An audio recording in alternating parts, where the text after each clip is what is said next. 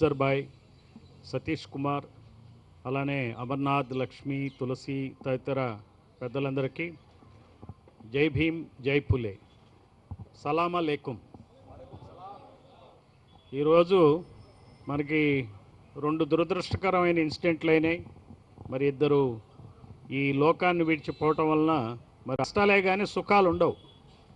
ఎందుకు ఇట్లా ఉన్నాం మనము అని చెప్తే, మనకి ఎవరన్నా మన నాయకులు ఎవరన్నా ఉండి వాళ్ళ గురించి ఏమన్నా మనం మంచిగా మాట్లాడుకోవాలన్నా మాట్లాడుకోలేని పరిస్థితి ఉంది ఈ దేశంలో, ఈ రాష్ట్రంలో.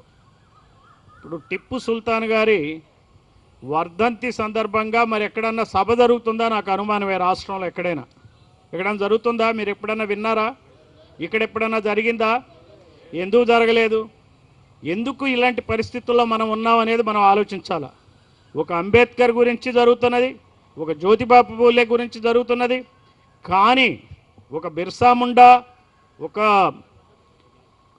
కొమరం భీం, ఇట్లా ఎస్సీ వర్గాలకు సంబంధించి, ఎస్టీ వర్గాలకు సంబంధించి, బీసీ వర్గాలకు సంబంధించి మహాపురుషుల్ని మనం మాట్లాడుకుంటున్న వాళ్ళ గురించి, మరి ముస్లిం వర్గానికి సంబంధించినటువంటి మహాపురుషులు ఎవరైతే ఉన్నారో, మన అఫ్జల్ ఖాన్, ఆయన మీకు తెలుసు, అష్ఫకుల్లా ఖాన్ మీకు తెలుసు.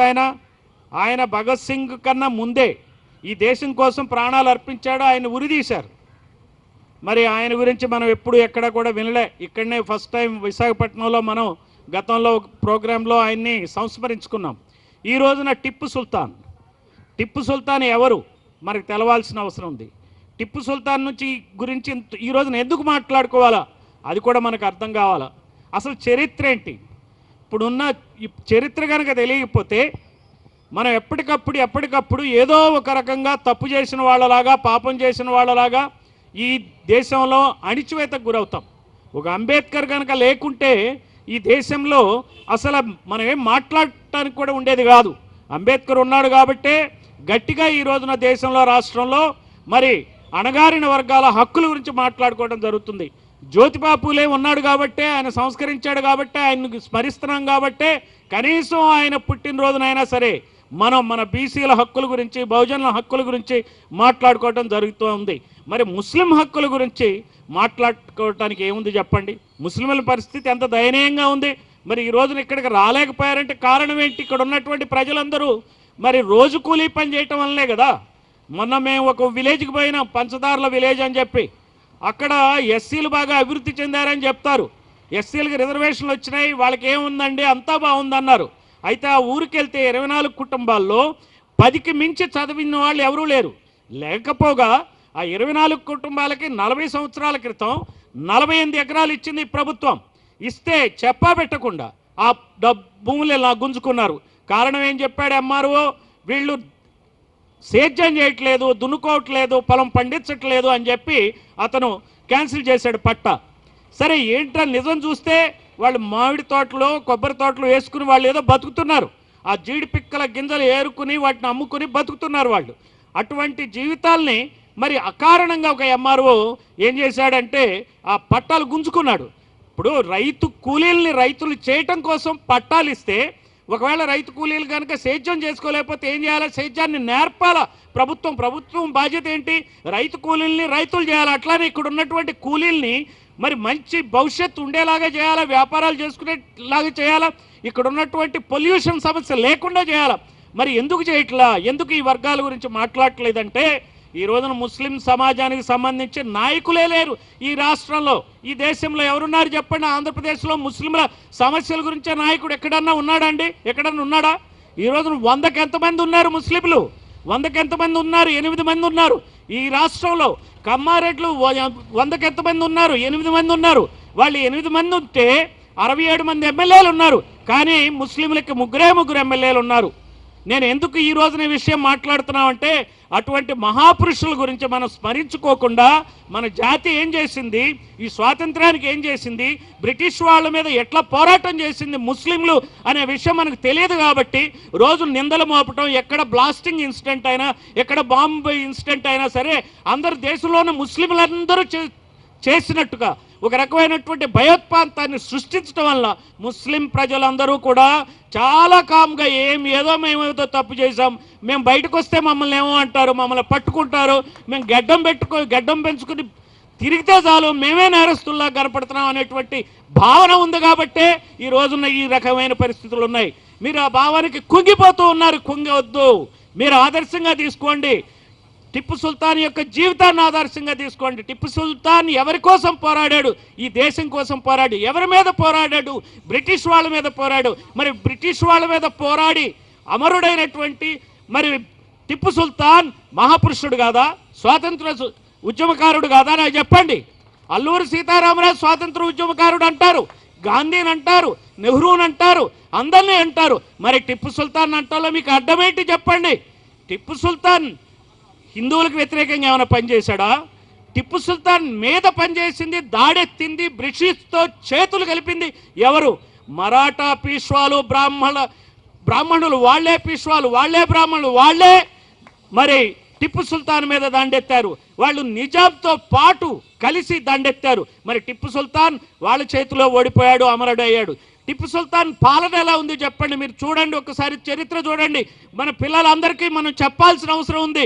టిప్పు సుల్తాన్ ఎన్నో దేవాలయాలకి ఆయన డబ్బులు ఇచ్చాడు, విరాళాలు ఇచ్చాడు, దేవాలయ అభివృద్ధి కృషి చేశాడు, మాన్యాలు ఇచ్చాడు, భూములు ఇచ్చాడు. అటువంటి టిప్పు సుల్తాన్ శృంగేరి పీఠానికి ఇచ్చాడు. శృంగేరి పీఠంలోని మఠాధిపతులకి రాసిన ఉత్తరాలు మీరు చూసుకోండి. పిల్లలందరూ చాట్ జీపీటీ చూస్తారు, ఆర్టిఫిషియల్ ఇంటెలిజెన్స్ చూస్తారు. మీరు చెక్ చేసుకోండి, ఆ లెటర్లనే బయటపడతాయి. మా టిప్పు సుల్తాన్ ఈ హిందూ దేవాలయానికి ఈ భూమి ఇచ్చాడని ఖచ్చితంగా చెప్పండి. మీరు పాలకుడుగా అందరినీ ప్రేమతో ఆయన పాలించాడు. అంతేకాదు ఆయన మేల్కోటి దేవాలయానికి, నంజనగూడ దేవాలయానికి, ఎన్నో దేవాలయాలకి, హిందూ దేవాలయాలకి ఆయన సాయం చేశాడు. ఆయన శ్రీరంగపట్నంలో మరి ఎట్లాంటి టెంపుల్ ఉందండి? శ్రీరంగపట్నంలో టెంపుల్ మీకు తెలుసు కదా. మరి ఎక్కడైతే మన రామానుజాచార్యులు శ్రీరంగపట్నం టెంపుల్ ఎక్కి మరి ఏం చెప్పాడు? అందరికీ మంత్రాన్ని ఉపదేశించాడు. నమో నారాయణ అనే నారాయణ మంత్రాన్ని ఉపదేశించి హిందూ మత వ్యాప్తి కోసం ఆయన కష్టపడ్డాడు. అటువంటి టెంపుల్ ఎవరి కాలంలో ఉంది? ఈయన టిప్పు సుల్తాన్ కాలంలో చెక్కు చెదరకుండా ఉంది. ఇదంతా మనం చెప్పాల్సిన అవసరం ఉంది. ఈ దేశంలో పరమత స్వేచ్ఛ ఉంది. అన్ని రకాలైనటువంటి రాజులందరూ కూడా మిగిలిన మతాలని ఆదరించారు. అదే మాదిరిగా టిప్పు సుల్తాన్ ఆదరించాడు. అంతేకాదు టిప్పు సుల్తాన్ యొక్క సైన్యంలో హిందూ సేనా నాయకులు ఉన్నారు. అట్లానే మంత్రుల్లో హిందువులు ఉన్నారు. ఒక పూర్ణయ్య అనే మంత్రి ఉన్నాడు ఆయన. అలానే శ్యామయ్య అయ్యంగార్ అనే మంత్రి ఉన్నాడు. కృష్ణారావు అనేటువంటి మంత్రి ఉన్నాడు. ఎంతోమంది హిందూ అధికారులు ఆయన పాలనా యంత్రాంగంలో ఉన్నారు. అందువలన ఆయన హిందూ వ్యతిరేక కాదు. ఆయన ప్రజలకి చక్కని పాలన అందించాడు. ఆయన చాలా బలపడుతున్న రాజు అయ్యేటప్పటికి నిజామే ఆయన అంటే భయపడ్డాడు. నిజాం తన సామ్రాజ్యాన్ని ఈయన ఆక్యుపై చేసుకుంటాడని భయపడి భారతదేశంలో టిప్పు సుల్తాన్ అతిపెద్ద చక్రవర్తి అవుతాడని చెప్పి 17-18 శతాబ్దంలో ఆ రాజులందరూ భయపడ్డారు. మరాఠాలు భయపడ్డారు. అందుకనే మరాఠాలు నిజాం నవాబు బ్రిటిష్తో కుమ్మక్కాయి. ఒక్కసారి కాదు 2 సార్లు యుద్ధాలు చేసి ఆయన్ని అమరత్వాన్ని ఆయన చనిపోయేట్టు దాడి చేసి అన్యాయంగా మరి ద్రోహుల యొక్క కుట్ర వలన ఆయన చనిపోయాడు. అందువల్ల టిప్పు సుల్తాన్ మన హీరో, టిప్పు సుల్తాన్ మన మహాపురుషుడు. టిప్పు సుల్తాన్ ఈ బ్రిటిష్ వాళ్ళకి వ్యతిరేకంగా పోరాటం చేశాడనే విషయాన్ని మనం ఎలుగెత్తి చాటాలా. ఇక్కడెక్కడా కూడా ఏ రకంగా మనం ఏమి భయపడాల్సిన అవసరం లేదు. ఈ భయం నుంచి బయటకు రండి. స్వేచ్ఛగా ఉండాలా, మనం ప్రశ్నించాలా. అంతేగాని దాక్కుంటా కూర్చుంటే, వినుకుంటా కూర్చుంటే మనకు అన్యాయాలు జరుగుతున్నాయి. ఎంత అన్యాయం జరుగుతుందో చూడండి. చరిత్ర తెలియకపోతే మనమేదో తప్పు చేసామనే భావంతో మనం బతికితే రోజు రోజుకి కృషించిపోవాల్సి వస్తుంది ఈ జాతి. అది దేశానికి మంచిది కాదు. ఈ రోజున హిందూ దేశంలో, భారతదేశంలో ముస్లింలు ఉన్నారు కాబట్టే ముస్లిం దేశాలతో కూడా మనకి మంచి సంబంధాలు ఉన్నాయి. సౌదీ అరేబియాకి మోడీ వెళ్తే మోడీకి రాచ మర్యాదలు చేశారంటే ఎందుకు చేశారు? ఇక్కడ ముస్లిం ప్రజలు కూడా ఉన్నారు కాబట్టి. ఇది ఓన్లీ హిందువుల దేశం కాదు, ఇది ముస్లింల దేశం, క్రిస్టియన్ల దేశం, అందరి దేశం. అందువలన మనకున్నటువంటి జనాభాలో అన్ని మతాలు ఉండటమే మన యొక్క బలం. అంతేగాని ఒక మతం ఉంటే బలం కాదు. అన్ని మతాలు ఉండాలా, అందరూ క్షేమంగా ఉండాలా, అందరూ ఆర్థికంగా సామాజికంగా బాగుండాలంటే మనం ఏం చేయాలి? దీని దృష్టిని మీరు పెట్టాల్సిన అవసరం ఉంది. మనం గొప్ప గొప్ప అని చెప్పుకుంటే కాదు, మనకి నష్టం చేస్తున్న నాయకులతో పనిచేస్తే మనం ఎప్పటికీ పైకి రాం. ఈ రోజున జరుగుతుంది అదే. ముస్లిం ఓట్లు ఎవరికి వెళ్తున్నాయి, ఏ నాయకులకు వెళ్తున్నాయి? జగన్మోహన్ రెడ్డికి వెళ్తున్నాయా, చంద్రబాబుకి వెళ్తున్నాయా, మోడీకి వెళ్తున్నాయా, రాహుల్ గాంధీకి వెళ్తున్నాయా అనేది మనం గమనించాలా. వెళ్ళినందువల్ల ఏం జరుగుతుందో చూడండి. ఈ రోజున 100కి 8 మంది ఉన్నటువంటి ముస్లింలు కేవలం 3 ఎమ్మెల్యేలు ఉన్నారు. మనకున్నటువంటి క్యాబినెట్లో కనీసం 2 మంత్రులు ఉండాలి, కేవలం ఒక్కరే మంత్రి. ఆయన అక్కడి నుంచి ఇక్కడికి రాడు. ఆయన అటు దాటి రాయలసీమ, ఆయన ఊరు తప్పితే ఇటు తిరగడు. ఇక్కడ ప్రజల సమస్యలు తెలుసుకోడు. మీకు ఇంత పొల్యూషన్ ఉందని ఆయన చెప్పడానికి ధైర్యం ఉండదు. ఎందుకంటే ఈయన కనుక వెళ్ళి ముస్లిం సమస్యల గురించి మాట్లాడితే ముఖ్యమంత్రి ఏమంటాడు? ఆయన, అరే ఏందా నువ్వు ముస్లింల గురించి మాట్లాడుతున్నావు, మేము చేయట్లేదా, మేము షాదీఖానాలు చేసాం, మేము ఈ కార్యక్రమాలు చేసాం, మీకు పదవి ఇచ్చాం, ఎందుకు ఇలా నువ్వు చేసావు అనగానే రేపొద్దు నాకు టికెట్ రాదు, లేకపోతే నా కొడుకు టికెట్ రాదు, నా యొక్క రాజకీయ జీవితం అంత అవుతుంది. కాబట్టి ముస్లిం సమాజానికి ఏమైనా పర్వాలా, నేను మాత్రం బాగుండాలా అనేటువంటి ఈ ముస్లిం నాయకుల వల్లనే ముస్లింలు ఈ రకమైన పరిస్థితుల్లో ఉన్నారు. కాబట్టి మనం అర్థం చేసుకోవాలి. తీసాను చూడండి. మీకు ఆంధ్రప్రదేశ్ ముస్లింలకు అన్యాయం అని ఒక షీట్ ఇచ్చాను చూడండి. ఇది ప్రతి ముస్లింకి తెలియాల్సిన అవసరం ఉంది. మీరు చూడండి ముస్లింల జనాభా ఎంత ఉంది. ఇది జగన్మోహన్ రెడ్డి హయాంలో చేసిన సర్వే. ఇదేం నాది కాదు, నా సొంతది కాదు. 8% ఉన్నారు. రెడ్లు కమ్మలు కలిపి ఒకళ్ళు 5, ఒకళ్ళు 3 ఉన్నారు. వాళ్ళు రెండు కులాలకు సంబంధించి ఎంతమంది ఎమ్మెల్యేలు ఉన్నారు చెప్పండి? రెడ్లు 32, కమ్మలు 35, మొత్తం కలిపితే ఎంతమంది అయ్యారు? 67. ముస్లింలకు ఎంతమంది ఉన్నారు ఎమ్మెల్యేలు? 3. మరి ఇది అన్యాయం కాదా? మీరు నిద్ర లేవరా? ఫైట్ చేయరా? ఈ కార్పొరేటర్లు, ఈ పార్టీలకు తొత్తులుగా ఉన్న వాళ్ళతోనే ఉంటారా మీరు? ఈ ఎమ్మెల్యేలకు తొత్తులుగా ఉంటారా? ఈ రోజునైనా నిద్ర లేవండి. అప్పుడే మనం నిజంగా టిప్పు సుల్తాన్కి ఇచ్చేటువంటి నివాళి. అంతేగాని ఊరికి కూర్చొని మాట్లాడితే కాదు. ఇదే కాదు, ఈ ఒక్క అసెంబ్లీ సంగతి నేను మాట్లాడట్లా. ఇంకా చూడండి, 16 ఎన్నికలు జరిగినాయి మన రాష్ట్రంలో. 16 ఎన్నికలు జరిగితే జనాభా ప్రకారం ముస్లింలు ఇందాక చెప్పినట్టు 8%, 3%, 5%, 3% కమ్మలు, 5% రెడ్లు ఉన్నారు. వాళ్ళు ఎంతమంది అయ్యారు ఇంతవరకు ఎమ్మెల్యేలు? కమ్మలు ఇప్పటి వరకు 549 మంది ఎమ్మెల్యేలు అయ్యారు 16 ఎన్నికల్లో. మరి ముస్లింలు ఎంతమంది అయ్యారు? 54 మంది అయ్యారు. ముస్లింలు 100కి 8 మంది ఉంటే, కమ్మలు 3 ఉంటే మీకన్నా 10 రెట్లు ఎక్కువ అయ్యారు వాళ్ళు. మీరు 54 అయితే వాళ్ళు అయ్యింది 549 మంది. అంటే ఇంతకన్నా అన్యాయం ఏమన్నా ఉన్నదా? మీకన్నా 1% ఎక్కువ ఉన్న రెట్లు ఎంతమంది ఎమ్మెల్యేలు అయ్యారో చూడండి. 658. మీరు ఎంతమంది అయ్యారు? 54. ఇంతకన్నా అన్యాయం ఉందా? ఇది తెలుసా మనకి? ఈ రకంగా మనం ఆలోచిస్తున్నావా? మీకు ఎందుకు అన్యాయం? ఇక్కడ అసెంబ్లీలో మన మనుషులు లేకపోతే మనకు జరిగేది అన్యాయమే. అసెంబ్లీలో మన మనుషులు లేకపోతే మనకు జరిగేది అన్యాయమే. మళ్ళీ చెప్పండి, మన అసెంబ్లీలో మన ఎమ్మెల్యేలు లేకపోతే మనకు జరిగేది. ఇలానే బీసీలకు కూడా, బీసీలు సగం పైగా ఉన్నారు, కానీ ఎమ్మెల్యేలు ఉన్నది ఇంతవరకు రాష్ట్రానికి ఎన్నికలు వచ్చినాక 16 అసెంబ్లీలో కేవలం 498 మంది ఎమ్మెల్యేలు అయ్యారు. అదే కమ్మారెడ్లు కలిపితే 1207 మంది అయ్యారు. అందుకే బీసీలకు అన్యాయం జరుగుతుంది. అలానే ఈ అసెంబ్లీలో కేవలం 40 మందే బీసీలు ఎమ్మెల్యేలు ఉన్నారు. వాళ్ళు 67 మంది ఉన్నారు. బీసీలు ఎంతమంది ఉన్నారు? కమ్మల కన్నా 5-6 రెట్లు మంది ఉన్నారు. అయినప్పటికీ కూడా ఎమ్మెల్యేలు కేవలం 40 మందే ఉన్నారు. అందువలన బీసీలకు అన్యాయం జరుగుతుంది. ఎప్పుడైతే ముస్లింలకి బీసీలకి అన్యాయం జరుగుతుందో, ఎస్సీలకి జనాభా ప్రాతిపదికన ఎమ్మెల్యేలు ఉన్నా వాళ్ళకి న్యాయం జరగదు. ఎస్టీలకి ఎమ్మెల్యేలు ఉన్నా రిజర్వేషన్ వలన వాళ్ళకి న్యాయం జరగదు. అందుకని ఈ రోజున బీసీ, ఎస్సీ, ఎస్టీ, ముస్లింలకు, క్రిస్టియన్లకి న్యాయం జరగాలంటే అసెంబ్లీలో మనం ఎంతమంది ఉన్నామో అంతమంది కావాలా.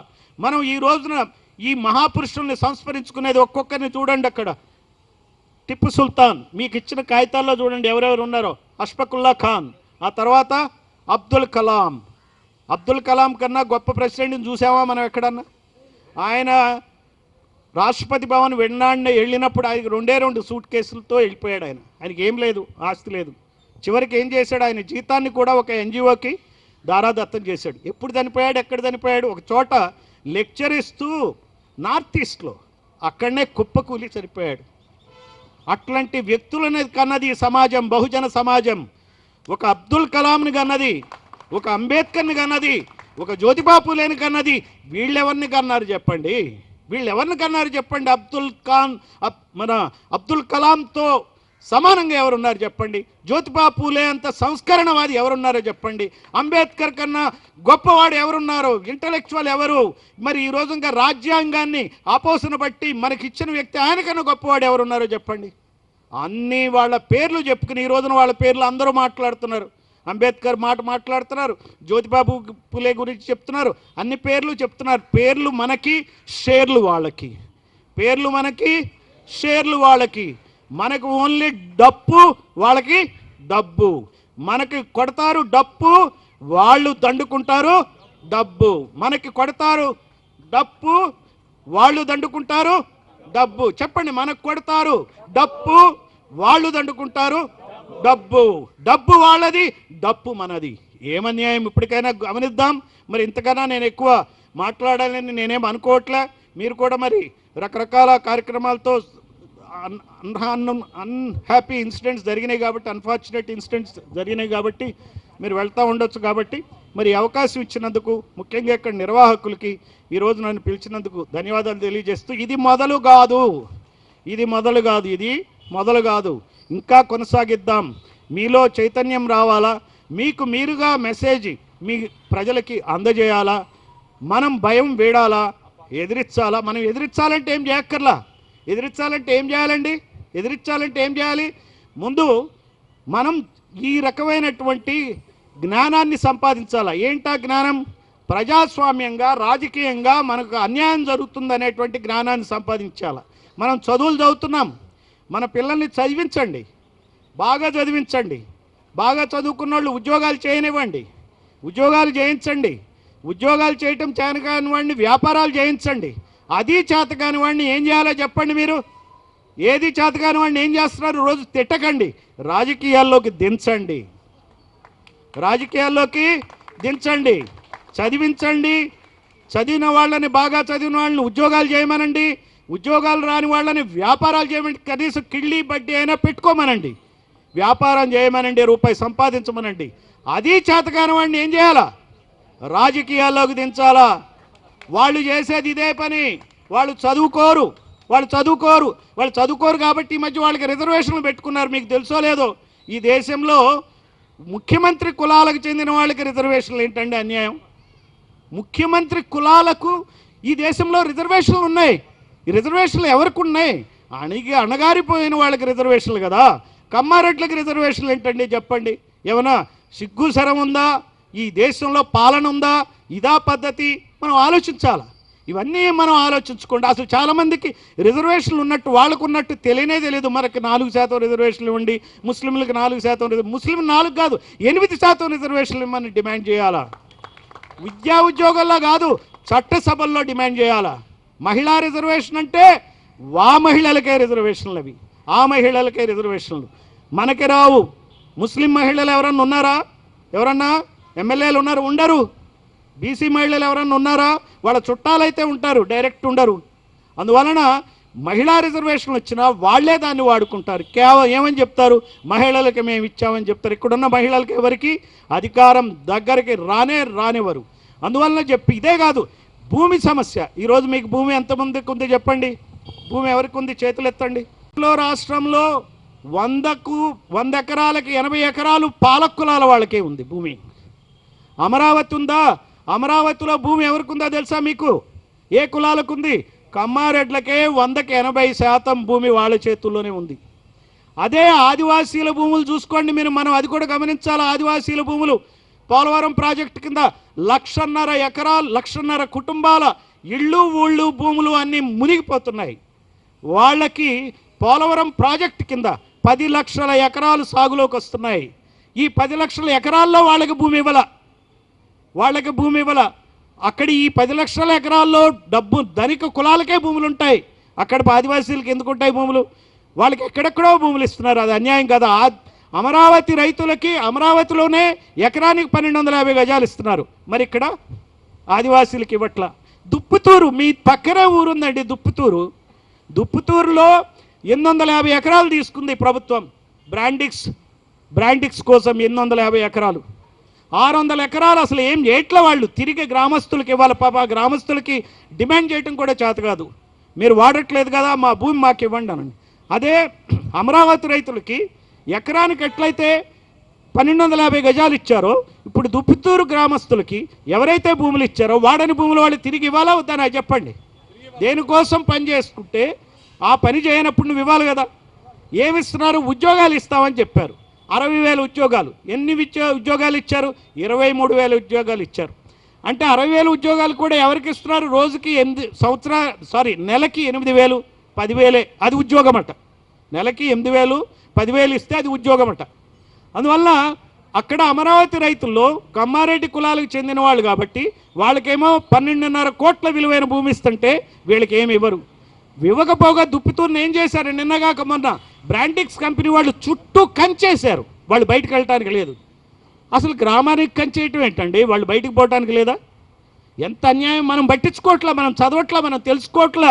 మనం అంతా మీడియాలో ఏయో సబ్జెక్టులు, ఆయన్ని జగన్ గ్రూపు, బాబు గ్రూపు ఒకళ్ళు తిట్టుకుంటా ఉంటే మనం వాళ్ళ గురించి బాధపడుతున్నాం. అయ్యో ఈయన అరెస్ట్ అయ్యాడు, అయ్యో ఈయన పవర్ లేదని బాధపడుతున్నాం. అరే ఈయన అంటారేంటి పెద్ద మనిషి కదా, ఆయన అంటారేంటి చాలా గొప్పవాడు కదా అని. ఇలా మనకు ఆలోచనలన్నీ వాళ్ళ మీద ఉంటున్నాయి. వాళ్ళ మీద కాదు, మన ఆలోచన మన మీద ఉండాలి. మన బీసీ, ఎస్సీ, ఎస్టీ, ముస్లిం, క్రిస్టియన్ల మీద ఉండాలి. మీకు ఇంకా చెప్పాలంటే చాలా చాలా ఎగ్జాంపుల్స్. మనకి భూమి లేదు, భూమి కోసం పోరాటం చేసుకోవాలా, భూములు అడగాల. మీరు చూడండి, ఒక మాట చెప్తా. ఎవరు కూడా ఈ రాష్ట్రంలోని పేదలు ఎకరం 2 ఎకరాలు ఉన్నవాళ్ళు ప్రభుత్వ స్కీముల్లో భూములు ఇవ్వద్దు. భూములు ఇచ్చేట్టయితే ఏ పరిశ్రమ పెడతారో ఆ పరిశ్రమలో ఆ భూములకు వాటా ఇవ్వాలి. అమరావతి రైతులకు ఎట్లాగైతే ఎకరానికి సంవత్సరానికి 40,000 ఇస్తున్నారో ఇక్కడ కూడా అట్లానే ఇవ్వాలి. అలానే భూమిలో ఆ బిజినెస్లో ఆ కంపెనీలో వాటా ఇవ్వాలి. వాటా ఇచ్చినాక కంపెనీ మూతపడితే తిరిగి ఆ భూముల్ని ఆ రైతులకే ఇవ్వాలి. ఇవి డిమాండ్ చేయాలి. ఎవరు మాట్లాడట్లా, ఇవి మనకి చర్చకు రానివ్వట్లా. మనం నూతులో కప్పల్లాగా ఉంటున్నాం. నూతులో కప్ప అంటే ఉర్దూలో ఏమంటారు? మేండక్ మాలూమ్ హై?